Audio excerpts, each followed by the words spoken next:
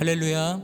오늘도 가정에서 하나님을 예배하는 모든 분들 주님의 이름으로 환영하고 축복합니다. 사랑하는 여러분, 우리가 누군가를 믿을 만한 사람이라고 말한다면 그것은 그 사람과 어느 정도의 신뢰 관계가 형성되어 있다는 뜻이겠죠. 처음 만난 사람, 또 직접적으로 알지도 못하는 그런 사람을 우리가 믿을 만한 사람이라고 할 수는 없는 것입니다. 그리고 이는 아는 사람이라고 무조건 또 우리가 믿을 수도 없는 거죠. 오랜 시간 관계 속에서 서로를 믿을 수 있는 그런 신뢰가 형성되었을 때 우리가 그 사람을 믿을 만한 사람이다라고 그렇게 말합니다. 성경은 하나님이 신실하신 분이시라고 말씀합니다. 몇천 년에 걸쳐서 기록되어졌고 또 전해져 온 성경이 한결같이 하나님을 신실하신 분이시라고 표현하고 있습니다. 성경의 진술처럼 우리 하나님은 지금까지 한 번도 그 약속하신 것을 어긴 적이 없으십니다. 한 번도 우리를 향한 사랑이 변한 적 없으시고, 그래서 오늘도 우리를 만나시려고 그 사랑으로 우리를 예배의 자리로 부르신 줄 믿습니다.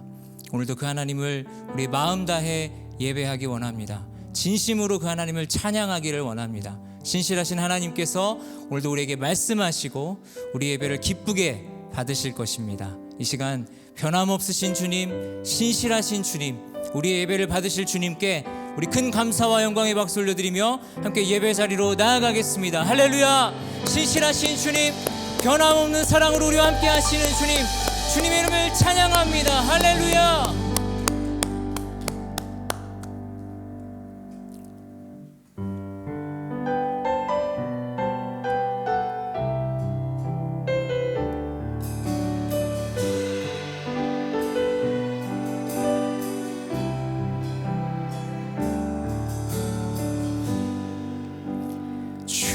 주님은 신실하고 항상 거기 계시네. 주 사랑을 뭐라 할까. 다시 한번 주님은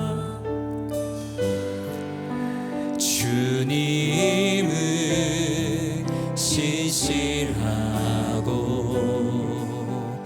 항상 거기 계시네. 주 사랑을 뭐라 할까.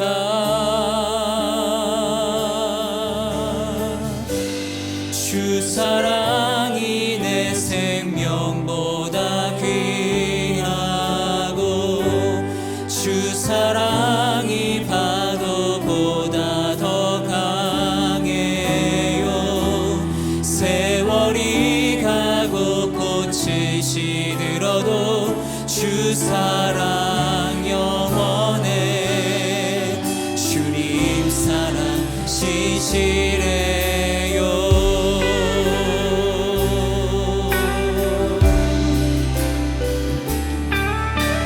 다시 한번 주님은 신실하고 항상 거기 계시네. 주 사랑을 뭐라 할까.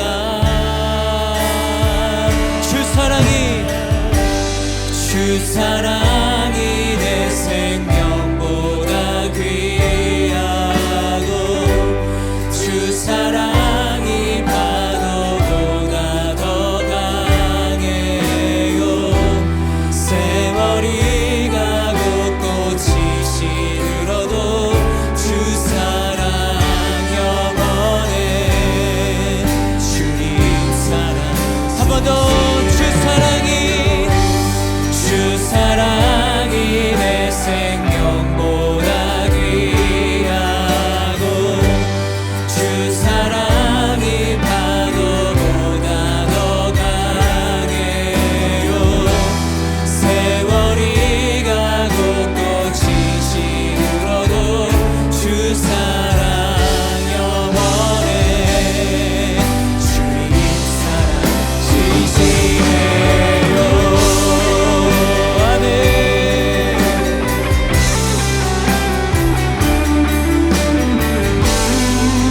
영원히 변치 않는 신실하신 사랑으로 우리에게 베푸시는 주님, 주님의 그 사랑을 찬양합니다.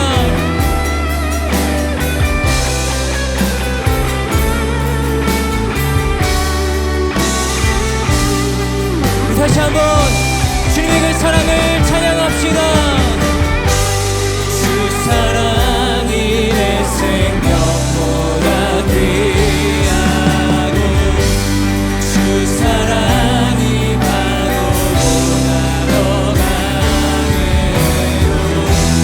세월이 가고 꽃이 지어도 주 사랑 영원해.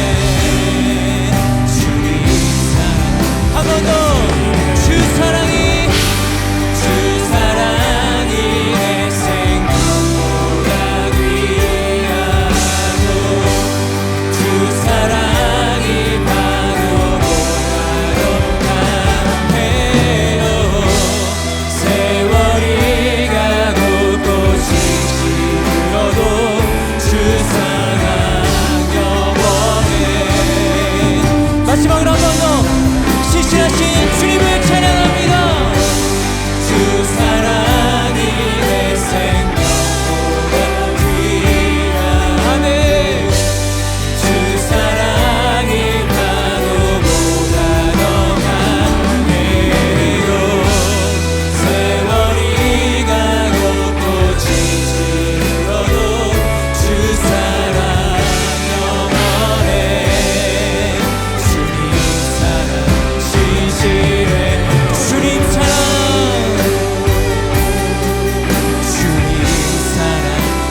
신실해요. 주님 사랑 신실해요.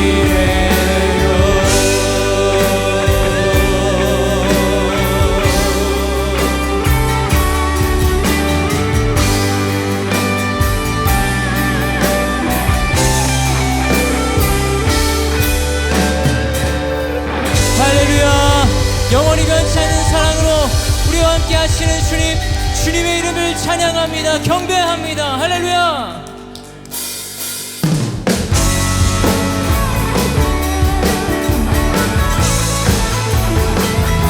우리의 반석 되시는 주님, 지금께 주님의 이름을 박수치며 찬양합시다.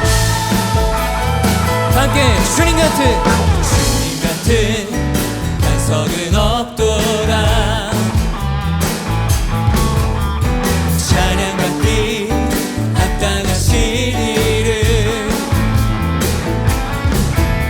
변치 않으시는 구원의 반석, 신실하시고 진실하신 주, 주님 같은 반석은 없도다. 한번 더 고백할까요? 주님 같은 반석은 없도다. 아멘. 찬양받기 합당하신 이름, 변치 않으시는 구원의 반석, 신실하시고 진실하신 주, 주님 같은 반석은 없도다. 아멘. 만세 반석, 만세 반석, 예수 내 반석, 만세 반석,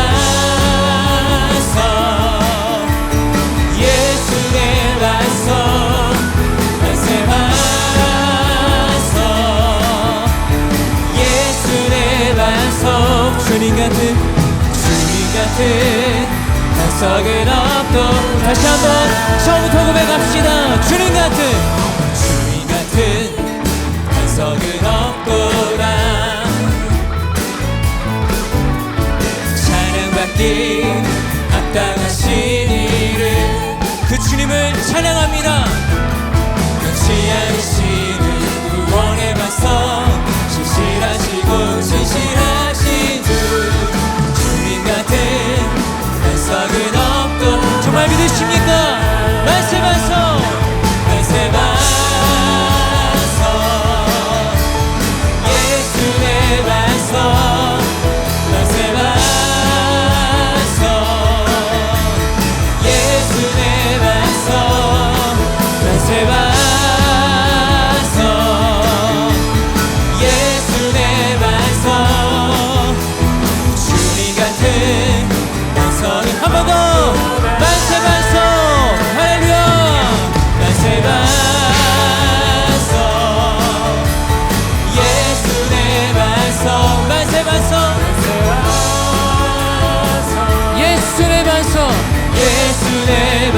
아멘. 만세 반석 예수의 반석 주님 같은 반석. 마지막으로 한 번 더 우리 만세 반석 되시는 주님을 찬양합시다. 만세 반석 예수의 반석 만세 반석 그분이 우리의 반석이십니다. 할렐루야. 만세 반석 예수의 반석 주님 같은 반석은 없도다. 주님 같은 반석은 없도다. 주님 같은 반석은 없도다. 할렐루야. 변치 않으시는 영원한 반석 되시는 주님의 이름을 찬양합니다. 경배합니다. 할렐루야.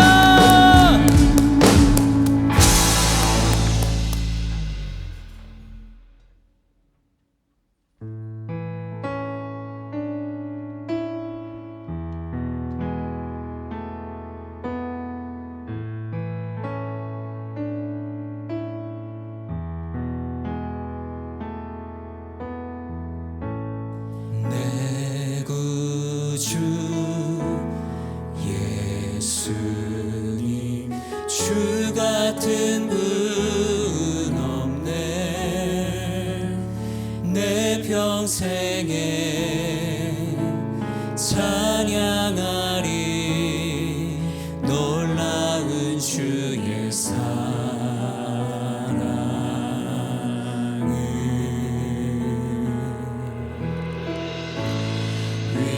위로자 되시며 피난처 되신 주님 나의 영혼 온 맘 다해 주를 경배합니다.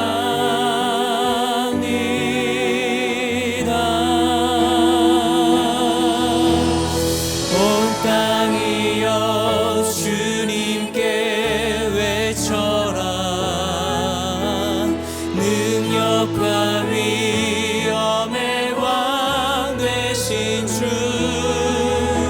산과 바다 소리쳐 주의 이름을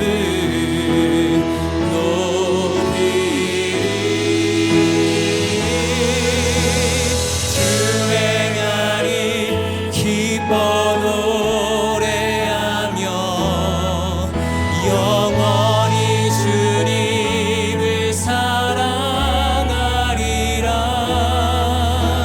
신실하신 주의 약속 나 받았네.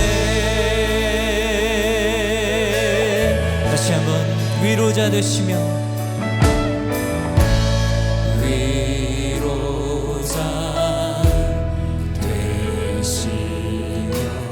피난처 되신 주님 나의 영혼 온 맘 다해 온 맘 주님을 경배합니다. 주를 경배합니다.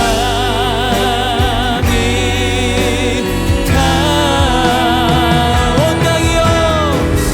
땅이여 주님께 외쳐라. 능력과 위엄의 왕 되신 주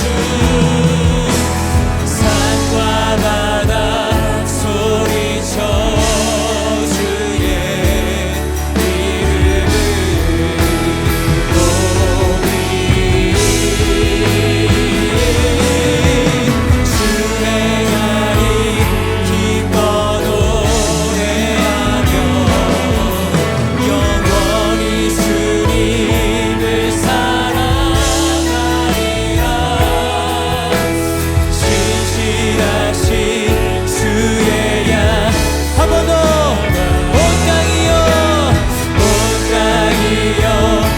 주님께 외쳐라.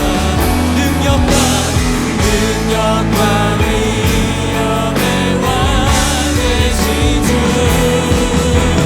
산과 바다 소리쳐 주의 이름을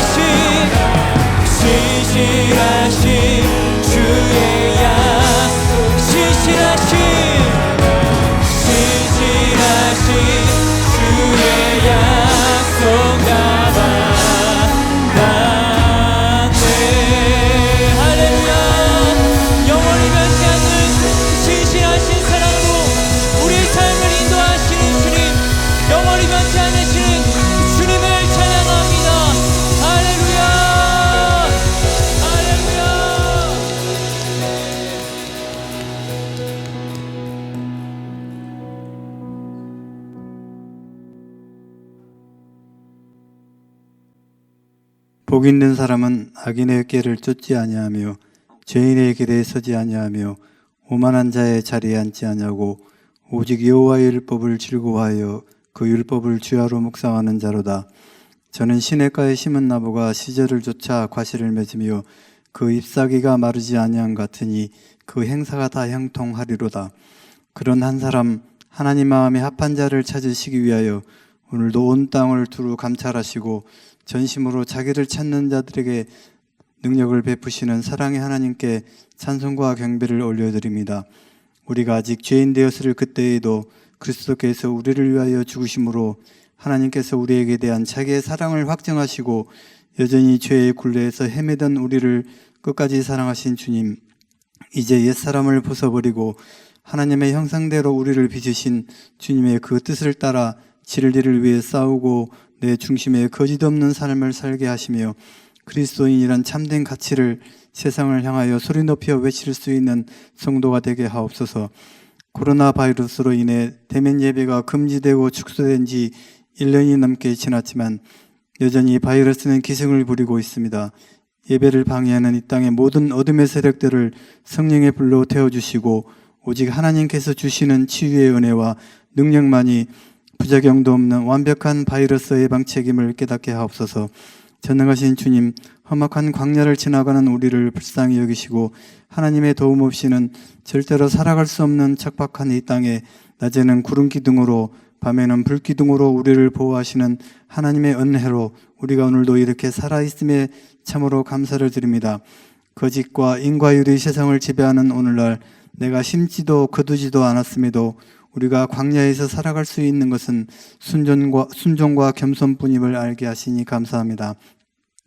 광야를 살아가는 우리에게 필요한 것은 세상이 주는 예방주사가 아니라 하늘로부터 내려오는 만나와 메추라기임을 기억하게 하시고 하나님의 말씀에 더욱 귀를 기울이고 집중하는 성도들이 되기를 간절히 원합니다. 5월에 대면 예배를 열기 위하여 준비 중에 있습니다. 코로나 바이러스라는 미증류의 경험 속에서 교회가 리모델링을 완수할 수 있게 하시고 코로나가 아니었으면 깨닫지 못했을 하나님께서 광야에 감춰놓으신 그 비밀을 또한 알게 하시니 참으로 감사를 드립니다. 날마다 숨쉬는 순간마다 고단한 인생길에서 우리가 혼자서 광야를 지나지 않게 하시고 힘들고 지쳐 쓰러져 있는 우리를 그 넓으신 등에 업어서 건너도록 도우시는 자비로우신 주님께 늘 감사를 드립니다. 육신이 연약하여 병상에서 신음하는 주의 자녀들을 찾아가 위로하여 주시고 내가 너를 아노라 일어나 빛을 발하라 말씀하시는 전능자의 음성을 듣게 하여 주옵소서. 말씀을 전하실 목사님에게 성령의 기름을 부으시고 오직 하나님의 말씀으로 양떼를 양육하시기에 부족함이 없도록 육신의 건강과 영혼의 강건함도 주시옵소서. 오늘도 선교지에서 수고하시는 선교사님들을 기억하시고 그들에게 필요한 모든 것들을 하나님의 때와 방법으로 채우시는 은혜를 날마다 경험하게 하옵소서. 그렇게 하실 주님을 찬양하며 살아계신 예수님 이름으로 기도드리옵나이다. 아멘.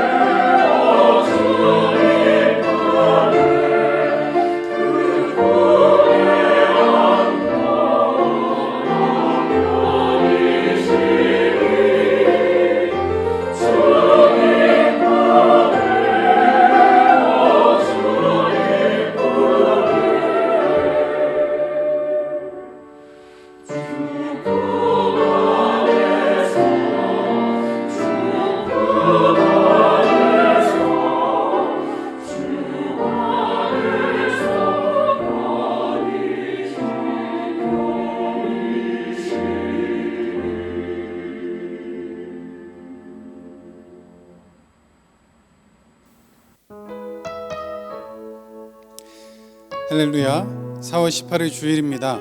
오늘도 영상으로 하나님 예배하는 모든 분들 주님의 이름으로 환영하고 축복합니다. 사랑하는 여러분, 오늘은 부활절 세 번째 주일입니다. 교회력에서는 부활주일부터 오순절 성령강림 주일까지 7주의 기간을 기쁨의 50일이라고 부르며 지켜왔습니다. 이 시기에는 예수님의 부활을 통해 얻은 소망과 교회에 성령을 부어주신 하나님의 은혜에 대한 감사와 거듭난 하나님의 백성으로서의 기쁨이 가득했습니다. 그래서 초대교회에서는 이 시기에 금식을 금지하기도 했고 예수님의 부활을 상징하는 뜻으로 서서 기도하기도 했습니다.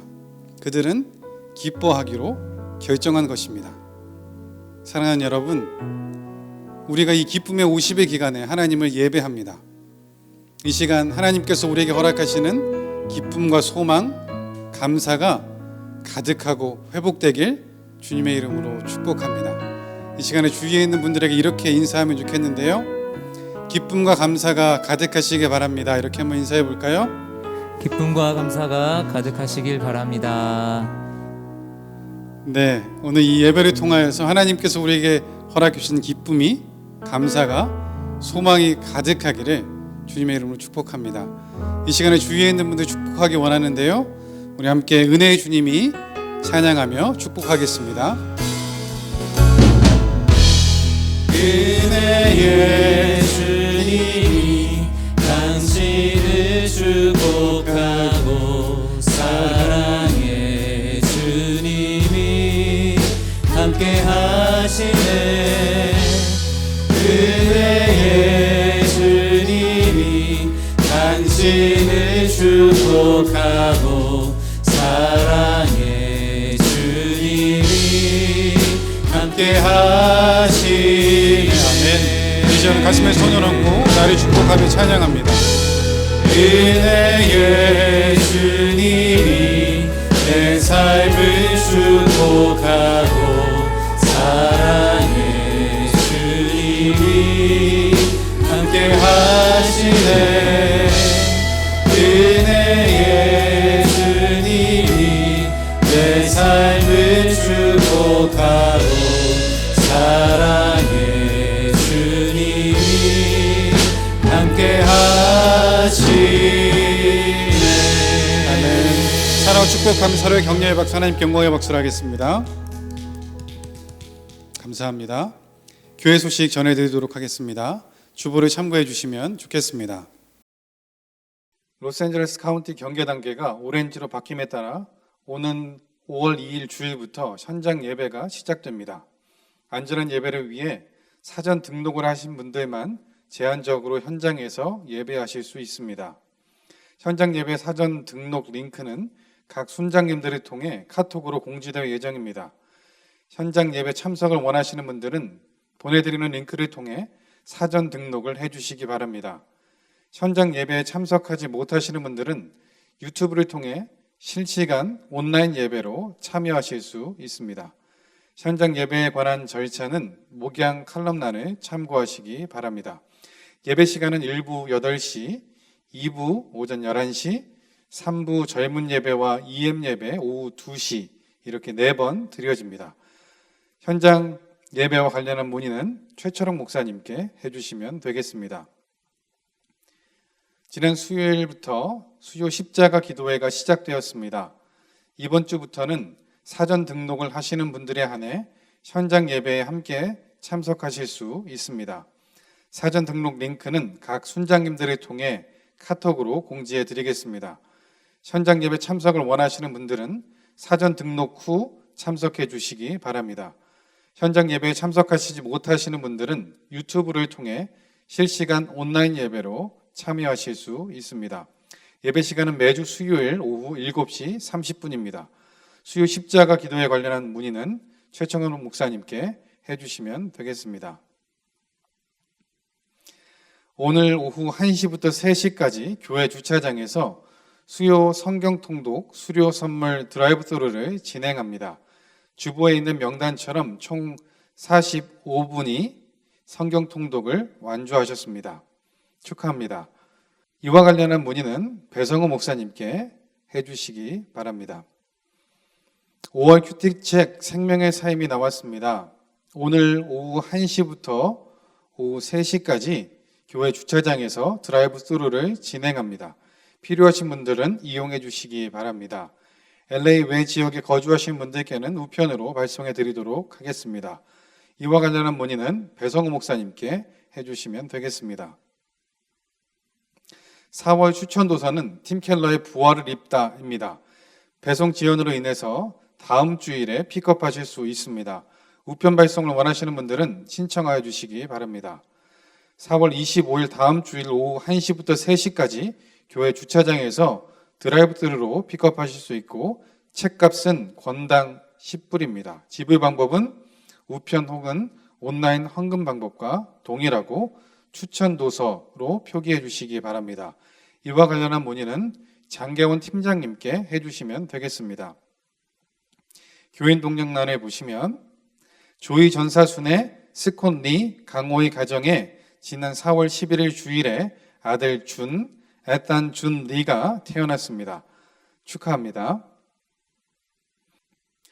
오늘 하나님께서 우리에게 주신 말씀은 신약성경 마가복음 4장 13절부터 20절까지 말씀입니다.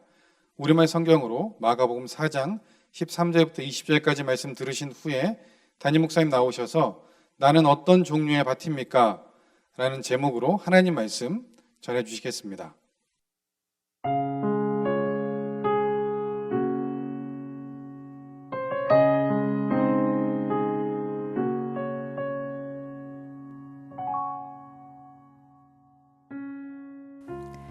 그리고 예수께서 그들에게 말씀하셨습니다. 이 비유를 알아듣지 못하겠느냐? 그렇다면 다른 비유는 어떻게 알아듣겠느냐? 씨를 뿌리는 농부는 말씀을 뿌리는 사람이다. 말씀이 길가에 뿌려졌다는 것은 이런 사람을 두고 하는 말이다. 그들은 말씀을 듣기는 하지만 곧 사탄이 와서 그들 안에 뿌려진 말씀을 가로채 간다. 이와 마찬가지로 말씀이 돌밭에 떨어졌다는 것은 이런 사람을 두고 하는 말이다. 그들은 말씀을 듣고 기뻐하며 즉시 받아들이지만 뿌리가 없어서 오래가지 못하고 그 말씀 때문에 고난이나 핍박이 오면 곧 넘어진다. 또 다른 사람들은 말씀이 가시밭에 떨어진 것과 같아서 그들은 말씀을 듣기는 하지만 이 세상의 걱정, 돈의 유혹, 그 밖에 다른 많은 욕심이 들어와 말씀의 기운을 막고 열매를 맺지 못하게 한다. 그러나 말씀이 좋은 땅에 떨어진 것과 같은 사람들은 말씀을 듣고 받아들여 30배, 60배, 100배의 열매를 맺는다.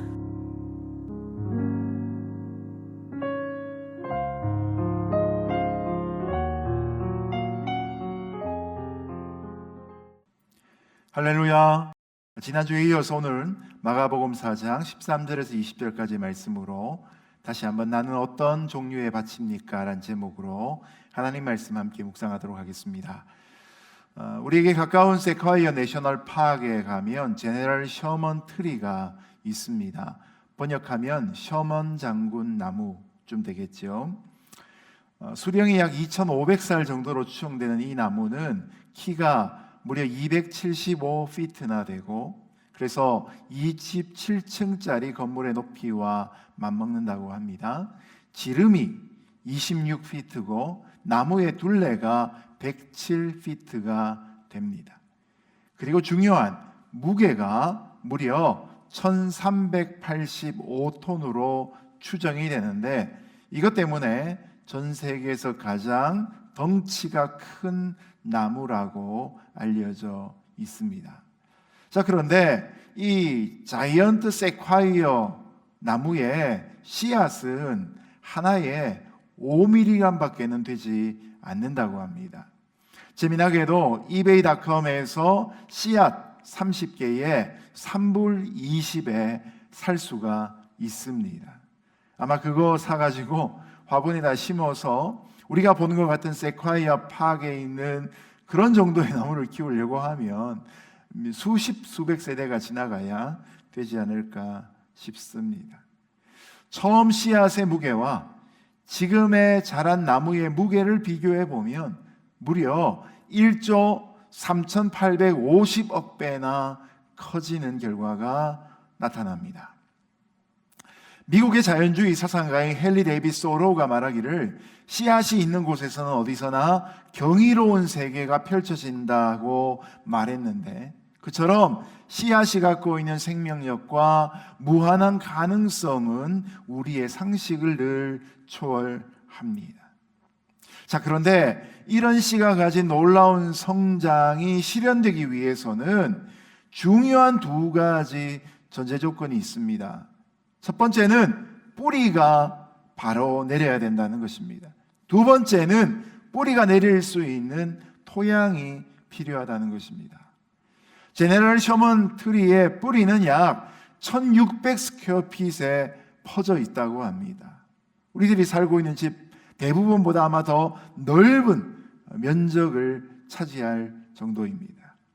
그리고 그 나무가 심겨져 있는 곳에 있는 붉은 토양은 철분과 무기질이 풍부한 말 그대로의 옥토라고 합니다.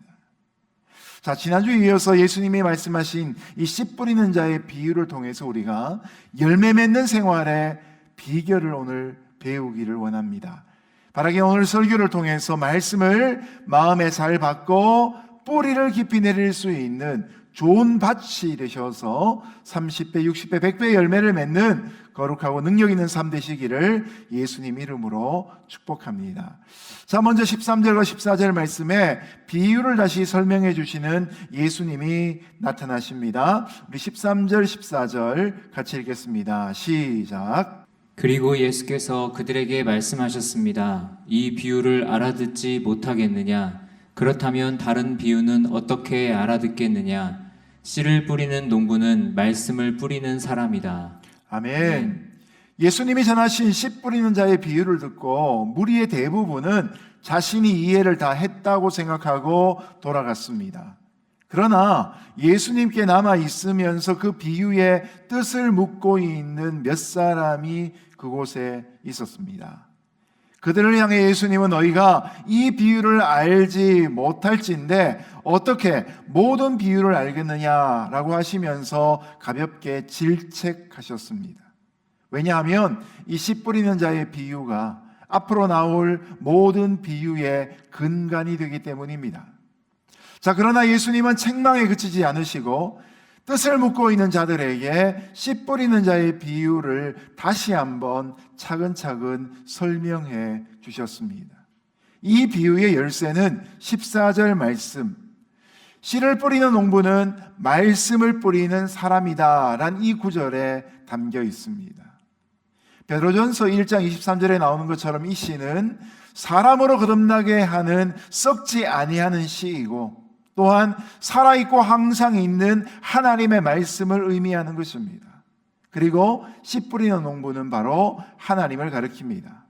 우리 하나님이 이 귀한 말씀의 씨앗을 사람들의 마음밭에 뿌려주셨습니다. 그리고 하나님이 정성으로 이 씨앗들을 건강하게 자라도록 풍성한 열매를 맺을 수 있도록 지금도 정성을 다해 가꾸어주고 계십니다. 그런데 문제는 씨와 같이 충만한 생명력을 가진 말씀이라 할지라도 받아들이는 사람에 따라서 그의 태도에 따라 자세에 따라 결실치 못하는 경우들이 종종 있다는 것입니다. 반면에 많은 것으로 결실하는 사람도 있다는 것이죠. 그러므로 우리는 이어지는 4가지 종류의 밭에 관한 비유를 통해서 어떻게 하나님의 말씀을 대할 것인가를 교훈받을 수 있는 것이죠. 우리도 다 깨달았다고 생각했던 무리가 아니라 그 뜻의 그 비유의 진정한 뜻을 알고 싶어 했던 몇몇 사람들과 제자들의 마음을 가지고 간절한 심정으로 이 마음밭의 하나하나의 종류를 함께 살펴보도록 하겠습니다. 자, 먼저 첫 번째는 길가와 같은 마음밭입니다. 15절 말씀 같이 읽겠습니다. 시작. 말씀이 길가에 뿌려졌다는 것은 이런 사람을 두고 하는 말이다. 그들은 말씀을 듣기는 하지만 곧 사탄이 와서 그들 안에 뿌려진 말씀을 가로채 간다. 아멘. 이스라엘에는 이스라엘 평야를 제외하면 웬만한 곳에는 산이 많기 때문에 좁고 긴 테라스 모양으로 밭을 만들고 난 다음에 농사를 짓는 계단식 농법이 대부분입니다. 그러다 보니까 길이 따로 없고 그냥 사람들이나 짐승들이 지나다니다 보면 그 표면이 딱딱해져서 길이 되어버리고 맙니다. 이처럼 흙이 단단해진 길가 위에는 씨가 떨어지더라도 뿌리를 내리지 못하고 그냥 시체에 있다가 지나가는 사람의 발에 밟히거나 아니면 새들의 먹이가 되어버리고 맙니다. 자, 이처럼 길가와 같은 마음을 가진 사람들은 말씀을 듣기는 들어도 그 마음에서 말씀이 튕겨져 나가버리는 결과를 맺습니다. 물론 사단이 와서 한 말씀도 받아들이지 못하도록 방해하기도 하는 것이죠. 예수님 당시에 완악했던 바리새인들이 바로 대표적인 길가의 마음밭을 갖고 있는 사람들이었습니다. 그들은 예수님이 가는 곳마다 나타나서 많은 말씀을 들었습니다. 결국 한마디의 말씀도 받아들이지 않았던 아이러니가 여기 있습니다. 그처럼 세상 삶의 방식에 딸고 따른 사람들은 하나님의 말씀을 들으면 무조건 거부합니다. 무조건 말씀을 튕겨냅니다. 여러분, 이단에 의해서 쇠뇌를 당하거나 아니면 이데올로기에 의해서 성경을 신뢰하지 못하는 사람들은 성경의 말씀과 설교를 듣다 보면 저렇게 세상을 만만한 줄 알면 어떻게 살아가겠는가 하며 오히려 한 수를 가르치려 들지 않습니까? 사단이 가장 두려워하는 것은 우리의 마음에 하나님의 말씀이 심겨지는 것입니다. 왜냐하면 일단 말씀이 마음에 심겨지면 창조의 역사가 내 안에서 일어나기 때문입니다. 그 말씀 때문에 내가 변화될 것을 사단도 알기 때문이지요. 그래서 사단은 억지로 우리가 성경을 가까이 하는 것을 가능한 한 방해하고 저지합니다. 참 신기한 것은 우리가 TV 앞에 앉아서 서너 시간이 훌쩍 가도록 드라마를 연속으로 보거나 다큐멘터리나 유튜브 같은 것을 볼 수 있는데 왜 성경을 읽기로 작정을 하고 성경을 펼치면 갑자기 졸음이 오는가 하는 것이죠. 설교가 시작이 되면 나도 모르는 사이에 꾸벅꾸벅 조는 이유는 무엇인가 하는 것입니다. 바로 여기에는 나름대로의 영적인 이유가 있다는 사실을 우리는 알아야 할 것입니다. 오늘도 사단은 우리의 마음을 길가처럼 만들려고 수많은 이단 사설 같은 이야기들로 거짓된 정보들로 가짜 뉴스로 우리 마음 위에 단단하게 포장하려 하고 있다는 사실을 경계하며 살아갈 수 있기를 예수님 이름으로 축복합니다. 자, 두 번째 마음밭은 돌밭과 같은 마음밭입니다. 16절 17절 같이 읽겠습니다. 시작. 이와 마찬가지로 말씀이 돌밭에 떨어졌다는 것은 이런 사람을 두고 하는 말이다. 그들은 말씀을 듣고 기뻐하며 즉시 받아들이지만 뿌리가 없어서 오래가지 못하고 그 말씀 때문에 고난이나 핍박이 오면 곧 넘어진다. 아멘. 이스라엘의 땅은 석회질이 대부분입니다. 미국에서도 라스베가스나 옐로우스톤 같은 지역은 땅이 석회질입니다. 이런 석회질 지역의 특징은 겉으로 보면 식물이 잘 자라게 할 것 같은 땅처럼 보여도 흙을 한 산만 파 들어가면 그 아래 석회암이나 현무암 같은 돌들이 있어서 씨가 심겨진다 할지라도 식물이 뿌리를 깊게 내릴 수가 없습니다. 여러분, 식물은 뿌리로부터 영양분과 수분을 빨아올려서 줄기 끝까지 도달시켜 성장하도록 만들지 않습니까? 근데 돌판 같은 것들이 땅 밑에 깔려 있고 큰 바위 위에 흙만 살짝 덮여 있기 때문에 뿌리가 자라지 못하고 싹이 난다 할지라도 태양빛이 내리쬐면 싹이 곧 말라버리고 마는 것이죠. C.S. 루이스가 쓴 스크루테이프의 편지라는 책에 보면 재미있는 이야기 하나가 등장합니다. 어느 날 사회적으로 존경받는 영국의 한 노신사가 도서관에서 기독교 서적 한 권을 읽다가 자신의 인생 전체를 하나님께 드리고 싶은 큰 감동을 받게 됩니다. 맞다, 내 인생도 이제 얼마 남지 않았으니 이제 더 이상 늦기 전에 하나님께 남은 생애를 다 헌신해야겠다. 그가 자기 삶의 궤적이 크게 바뀔 수도 있는 이런 중요한 생각을 하고 각오를 하고 있었는데 갑자기 머릿속에 점심시간이 다 되었다는 사실이 떠올랐답니다. 그래서 일단 밥부터 먹고 나서 생각하기로 하고 식당에 들어가 밥을 먹었답니다. 어느 정도의 포만감이 느껴지는 그때 다시 한번 생각해 보니 인생이 다 거기서 거기지 뭐, 내가 뭐 특별하다고 이 나이에 어디 인생의 방향을 바꾸나, 그런 생각이 마음에 찾아왔다는 거죠. 그래서 마치 그날 아무 일도 없었던 것처럼 버스를 타고 그냥 집으로 돌아갔답니다. 그런데 돌아가는 그 버스에 앉은 노신사 뒤에 마귀가 미소를 지으며 앉아 있더라는 이야기입니다. 여러분, 이것이 자주 은혜를 받는 우리들에게 결코 낯설지 않은 장면이 아닙니까? 돌박과 같은 마음을 가진 사람들은 말씀을 들을 때에 기뻐하며 즉시 뭔가의 반응을 보입니다. 감정적인 반응이 주로 많이 표현되어집니다. 때로는 내가 오늘 이 말씀에 꽂혔다라고 표현하기도 합니다. 그리고 그 말씀대로 살기로 각오하고 결단을 사람들에게 고백하기도 합니다. 그런데 얼마 지나지 않아서 감정이 싸늘하게 식어버리고 만다는 것이죠. 예수님 당시에 주님을 따르고 있던 많은 무리들이 바로 이런 부류였습니다.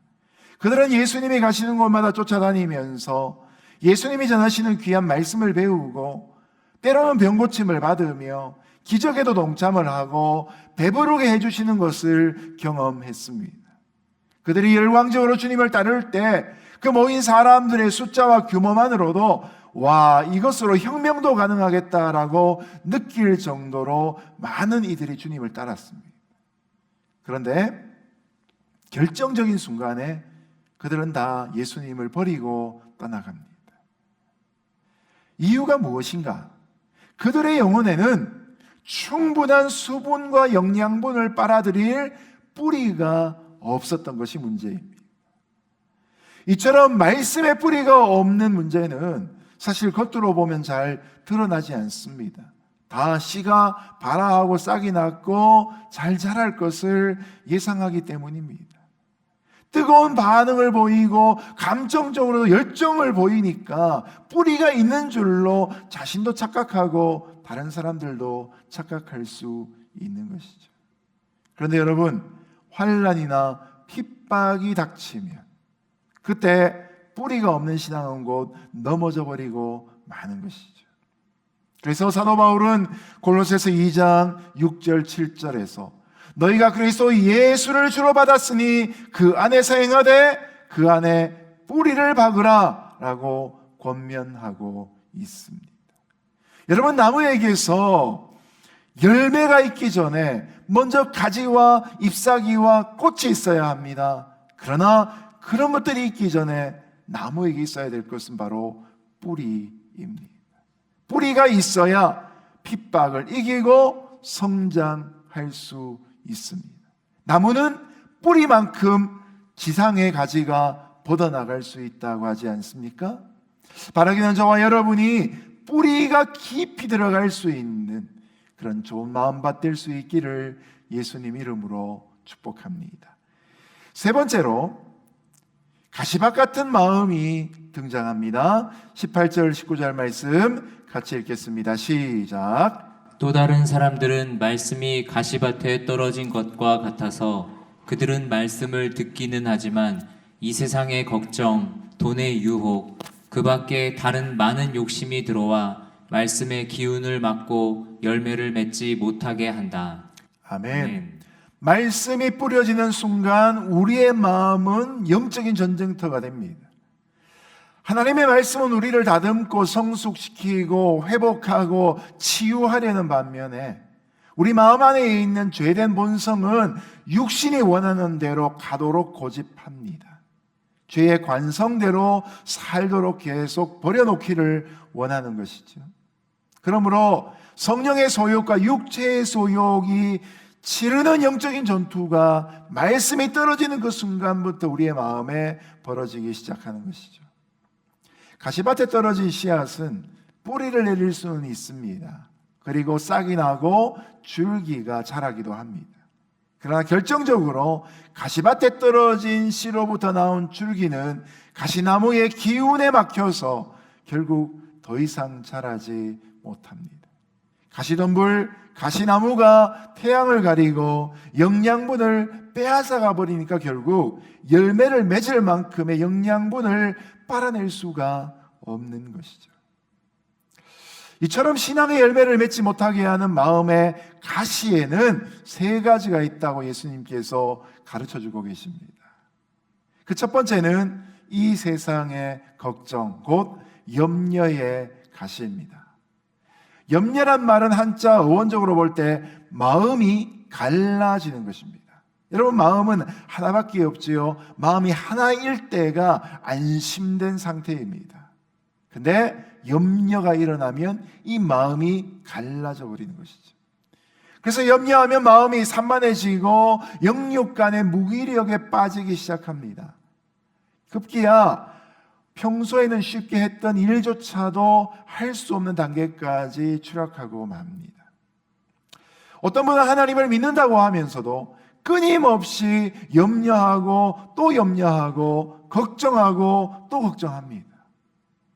방금 이 문제에 대해서 풀려서 기뻐하고 감사하는데 돌아서면 또 다른 염려가 그 마음에 엄습해버리고 마는 것이죠.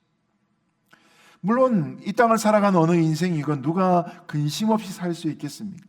여러분, 크리스찬들도 근심을 느낍니다. 염려가 있을 수 있습니다. 그러나 기도하면서 하나님께 우리의 문제를 맡겨드릴 때 우리는 근심에서 벗어날 수 있는 믿음을 작동시킬 수 있는 것이죠.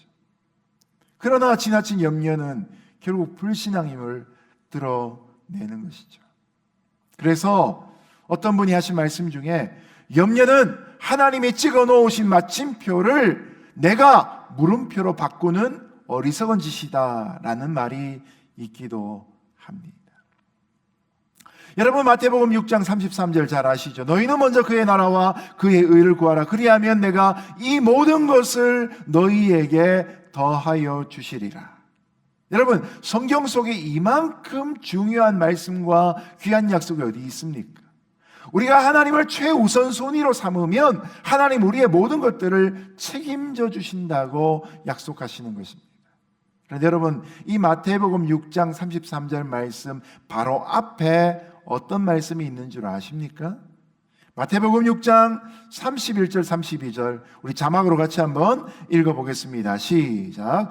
그러므로 염려하여 이르기를 무엇을 먹을까, 무엇을 마실까, 무엇을 입을까 하지 말라.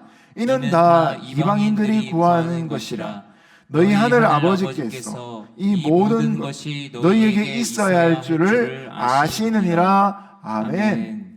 우리의 하늘 아버지께서 우리에게 무엇이 있어야 할 줄, 얼마만큼 있어야 할 줄을 다 아시는데도 불구하고 우리가 왜 염려하고 있습니까?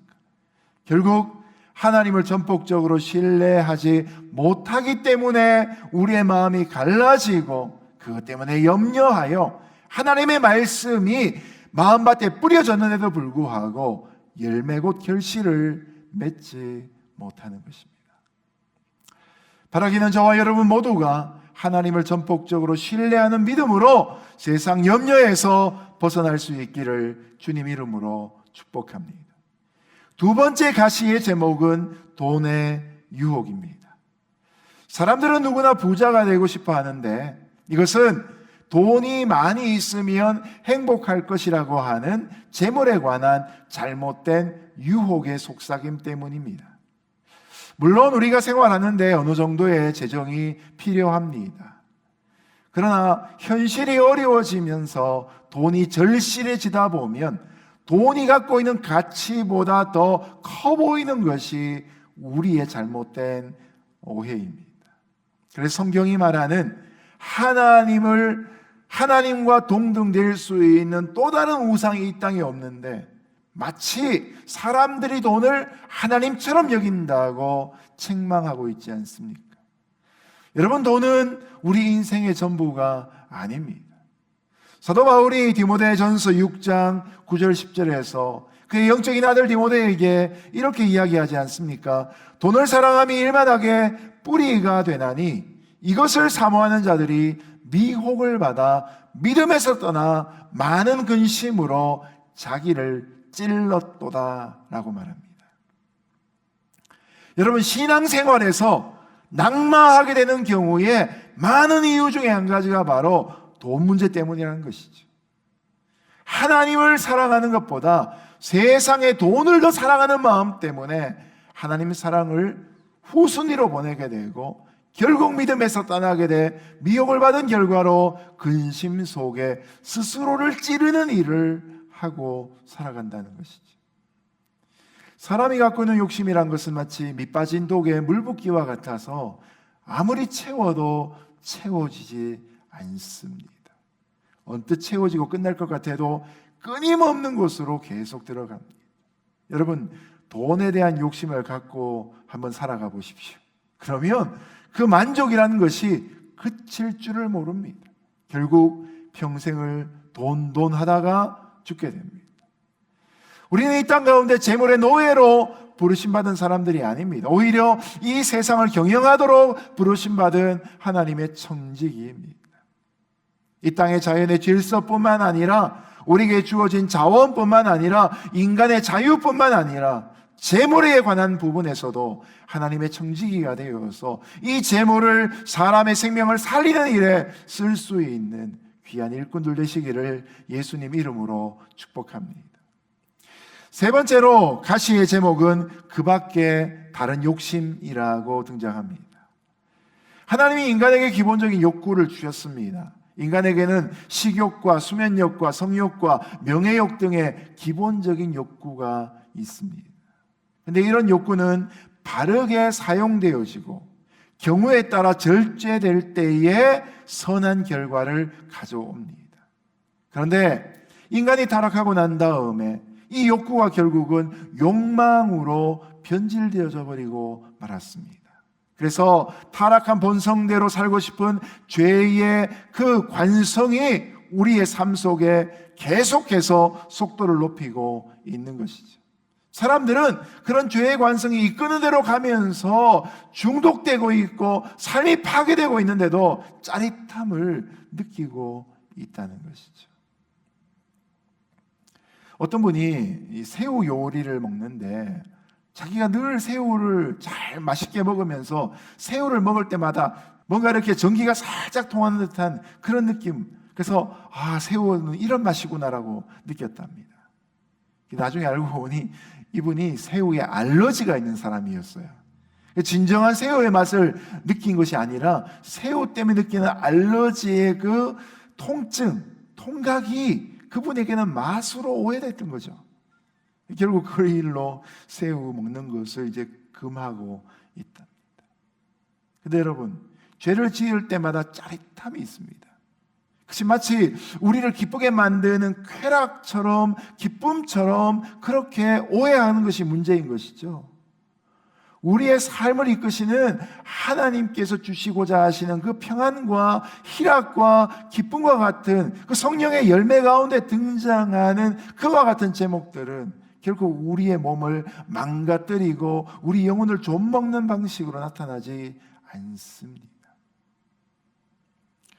바라기는 저와 여러분이 인생의 아름다운 열매를 맺을 수 있는 하나님 앞에 우리에게 받은 욕구를 적절하게 사용하는, 그래서 우리의 삶의 기운을 받고 능력 있게 열매 맺어 나갈 수 있는 하나님의 사람 되시기를 예수님 이름으로 축복합니다. 그런 열매를 맺기 위해서 우리 마음속에 있는 돋아나는 가시들을 시시때때로 뽑을 수 있는 거룩한 헌신들이 있기를 예수님 이름으로 축복합니다.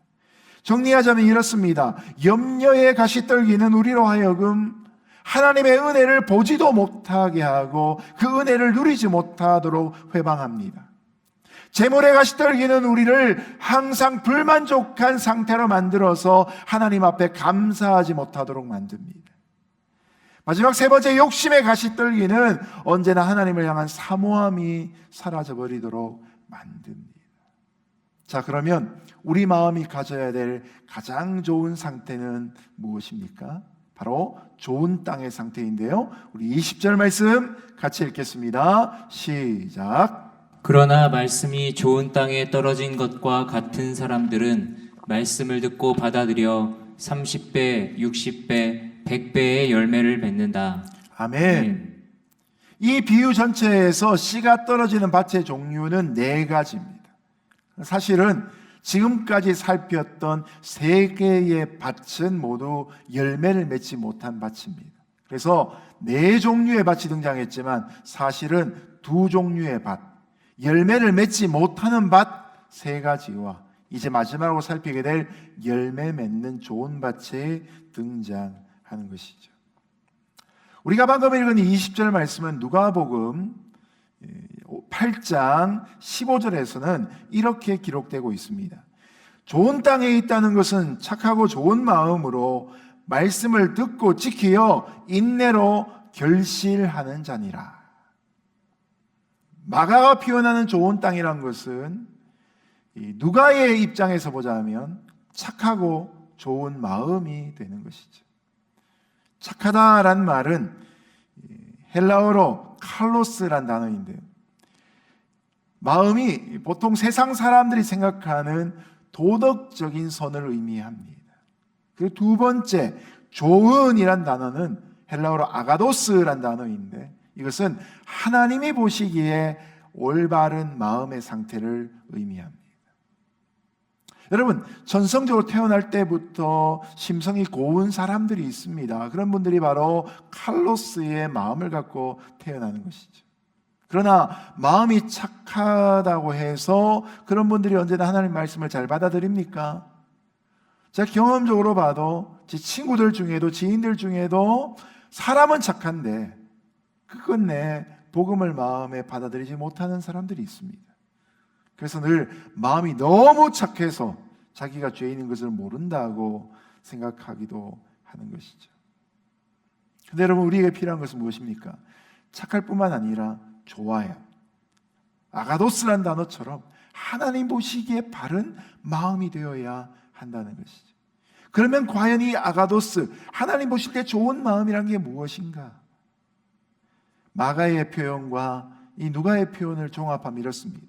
말씀을 듣고 받아들여서 그 생활 속에 말씀을 실천함으로 열매를 맺는 사람이 바로 착하고 좋은 사람이 되는 것이죠. 20절 말씀에 보면 말씀을 듣고 받아들여라는 표현이 등장합니다. 이 받아들인다란 말이 이 씨 뿌리는 자의 비유 가운데 무려 5번이나 반복될 정도로 중요한 단어입니다. 지난주에 살폈던 들을 귀라는 표현도 마찬가지의 뉘앙스를 갖고 있는 것이죠.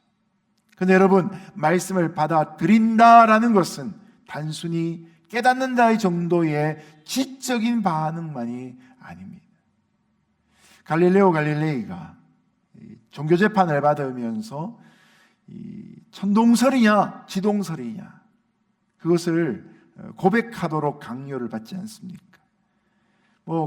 재판 현장에서 어쩔 수 없이 과거의 사람들이 생각하는 것처럼 지구를 중심으로 태양이 돈다고 이야기를 했지만, 그러나 갈릴레오 갈릴레이가 마지막으로 했던 말이 무엇입니까? 그래도 지구가 태양의 주위를 돈다는 것이었습니다. 여러분, 동의하고 받아들인다는 것은 단지 머릿속에서만 일어나는 지적인 반응이 아닙니다. 순전한 우리의 마음이 그것을 받아들일 때 우리는 그것을 순종하게 되고 더 나아가서 그것을 믿고 실천하는 삶까지 나가게 되는 것이죠. 한 나무가 씨앗으로서 땅에 심겨지고 거기서 뿌리가 나고 줄기가 자라기 시작하면서 나무로서 열매를 맺는다는 것은 무엇입니까? 온전히 수용한다는 의미 아닙니까? 내가 말씀에 순종하면 말씀이 내 안에 들어와서 뿌리를 내리고 하나님의 말씀의 영양분으로 열매를 맺는 단계까지 가는 것이죠. 바로 말씀의 생명력으로 우리가 살아가는 것을 의미하고 있는 것이죠. 지난 주일에 예배에서 설교를 시작하면서 제가 주위에 계신 분들과 함께 나는 어떤 종류의 밭입니까? 라고 인사하도록 부탁을 드렸죠. 저도 지난 주일에 오전에 아내와 같이 함께 집에서 예배를 드리고 그리고 이제 오후에 젊은 예배 설교하기 위해 나왔었는데요. 옆에 있는 아내에게 제가 똑같이 영상 속에 있는 제가 인사말을 주는 그대로 나는 어떤 종류의 밭입니까? 라고 이렇게 인사를 했습니다. 그랬더니 제 아내가 하는 말이 저는 좋은 밭입니다 라고 대답을 했습니다. 사실은 제가 기대한 정답이 아니었습니다. 저는 지난주의 말씀과 오늘 전한 이 말씀을 몇 주간 동안 묵상하고 준비하면서 이 오늘 말씀에 나오는 4가지의 종류의 밭이 사실은 내 안에 다 있다는 생각을 하게 되었습니다. 우리가 늘 좋은 밭만은 아니라는 생각을 제가 많이 하게 된 것입니다. 물론 우리 성도 대부분들은 마음이 좋은 분들입니다. 좋은 밭입니다. 하나님의 말씀이 그 마음밭에 뿌려져서 열매를 맺는 삶을 살고 있는 분들입니다. 근데 여러분, 우리가 우리 스스로를 한번 생각해 보십시오. 우리의 마음 속에 그 마음밭이 길가 같은 때가 없습니까? 때로는 돌밭 같은 시절들이 없으셨습니까? 때로는 가시밭 같은 상태를 지금 지나가고 있진 않습니까? 바로 지금 과거에는 내가 좋은 밭이었는데 지금 오히려 그때보다 상태가 나빠져 있는 때가 없는가 하는 것입니다. 우리가 적어도 내 마음밭이 좋은 밭이라고 이야기할 수 있으려면 내 삶에는 열매가 있어야 합니다. 그러나 우리가 인생 전체를 놓고 보자면 열매가 있을 때도 있고 열매를 맺지 못한 채 오랜 동안 지나가던 때도 있는 것이죠. 가시밭 같은 마음으로 하나님의 말씀이 싹은 돋았지만 그러나 줄기가 자라지 못하고 영양분을 통째로 가시나무에게 빼앗겼던 시절들이 우리에게 있지 않았는가 하는 것입니다. 그렇기 때문에 오늘 본문의 제목들을 다른 분들은 씨 뿌리는 자의 비유라고 붙이지만 저는 이 말씀을 묵상하면서 오히려 이 비유의 더 정확한 제목은 씨 뿌려진 밭의 비유가 아닐까 생각해 보게 되었습니다. 우리 마음밭이 어떤 상태이냐에 따라서 생명력 있는 하나님의 말씀이 뿌려져서 열매를 맺는가 못 맺는가가 결정된다라는 사실입니다. 자, 그러면 이렇게 마음밭이 시시때때로 바뀌는 우리에게 과연 무엇이 소망이 될 수 있겠습니까? 여러분, 지금도 농부들은 씨앗을 뿌리기 전에 한국 같은 경우에는 소등에다가 쟁기를 걸고 아니면 경운기로 딱딱한 땅을 갈아엎습니다.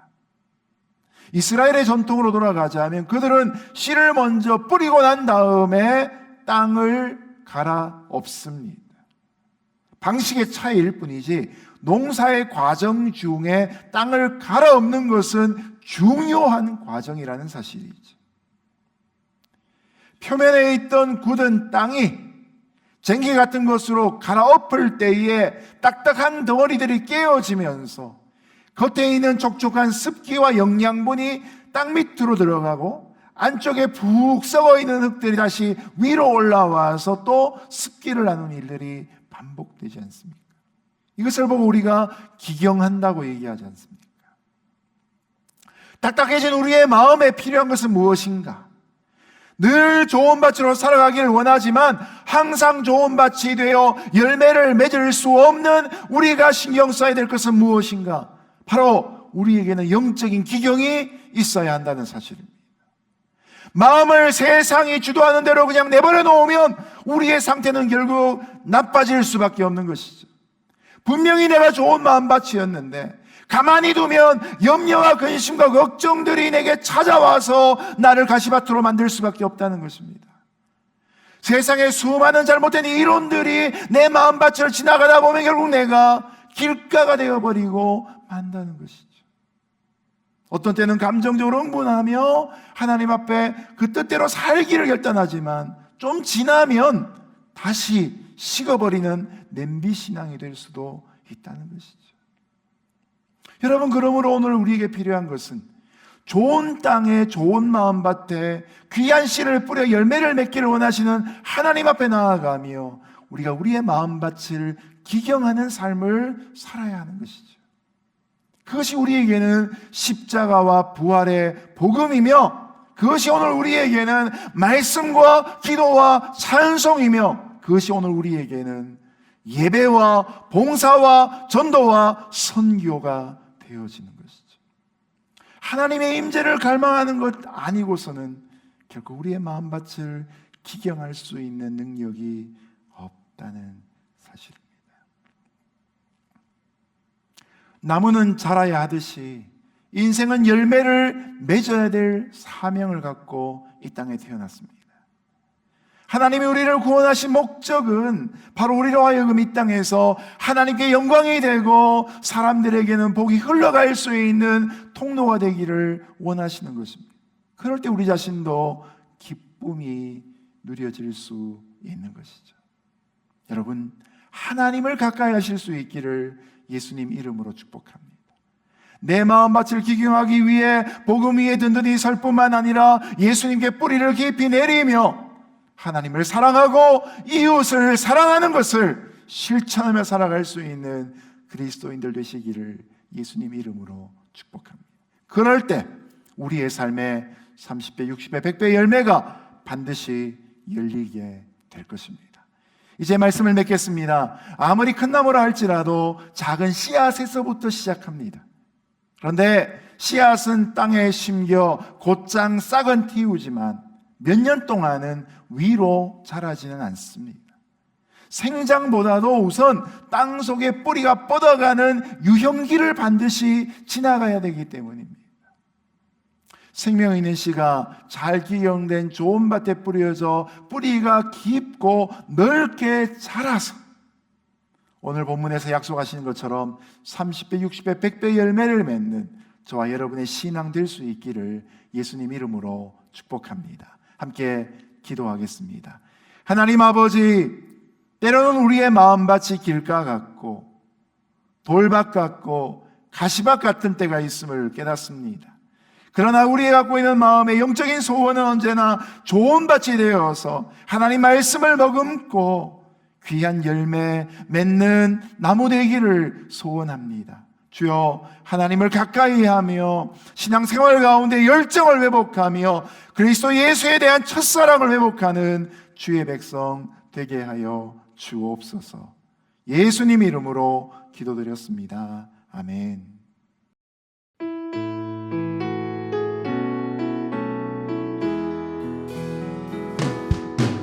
주 선한 능력으로 안으시네. 그 크신 팔로 날 붙드시네. 절망 속에도 흔들리지 않고 사랑하는 주 얼굴 구하리. 이전의 괴로움 날 애워싸고 고난의 길을 걷는다 해도 주님께 모두 맡긴 우리 영혼 끝내 승리의 날을 맞으리. 선한 능력으로 일어서리. 주만 의지하리. 믿음으로 우리 고대 안에 주 오시 그날 영광의 새 날을 맞이하리.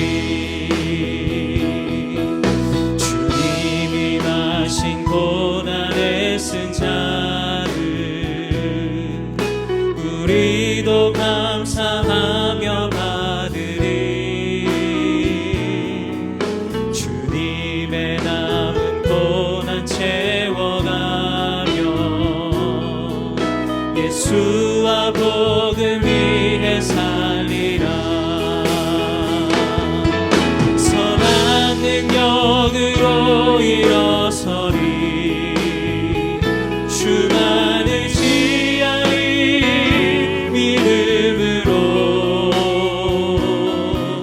우리 보내 안에 주 오실 그날 영광의 새날을 맞이하리. 영광의 새날을 맞이하리. 영광의 새날을 맞이하리.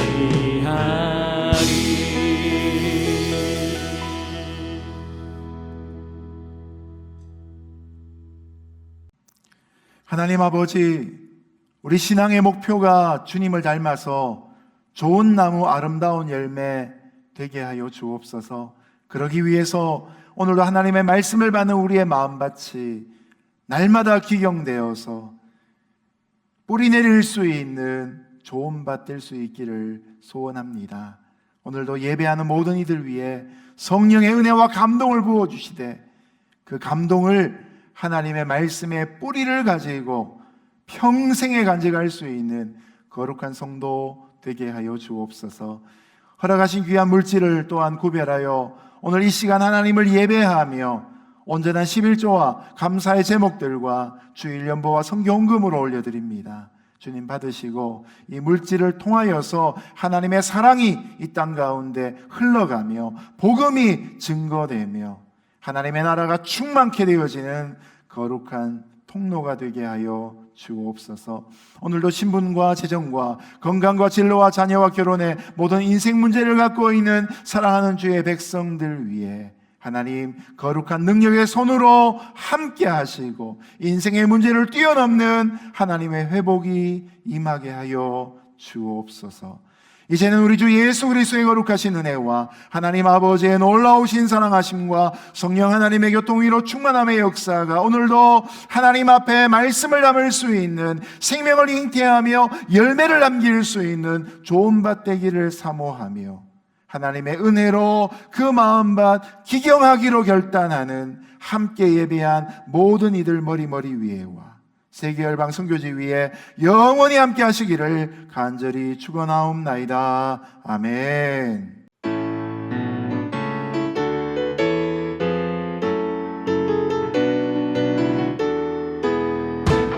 우리 함께 고백합니다. 살아계신 주